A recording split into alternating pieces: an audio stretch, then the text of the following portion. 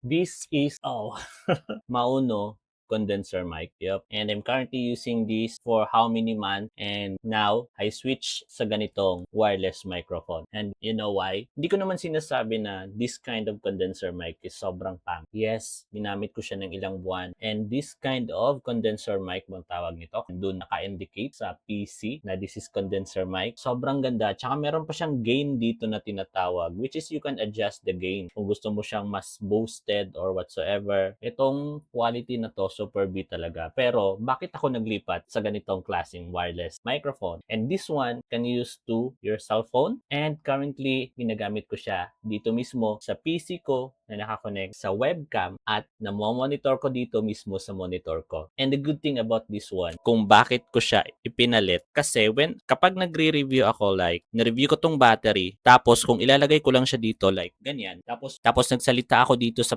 gilid, like this one, medyo bumababa yung nakaka-capture niya na boses ko.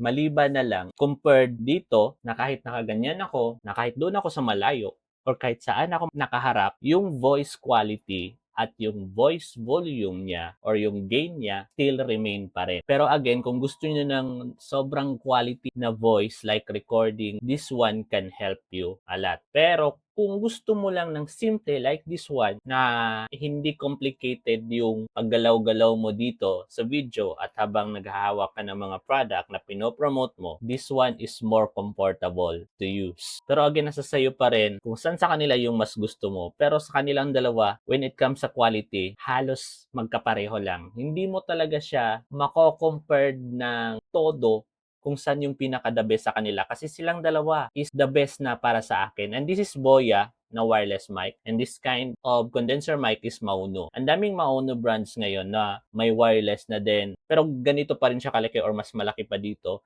But still, kapag malayo ako sa mic, humihina yung gain, humihina yung boses ko. Medyo may dagdag lang na time pagdating na sa editing. Compared dito, kung kahit saan ako nakatingin, saan ako gumagalaw, kung malayo ako sa camera, still the mic is nandito pa rin sa akin. So maganda pa rin yung voice quality na naibibigay niya. Pero again mga preng, nasa sa inyo pa rin kung saan sa kanila yung gusto nyo. Ilalagay ko na lang dyan, kayo na bahala mamili.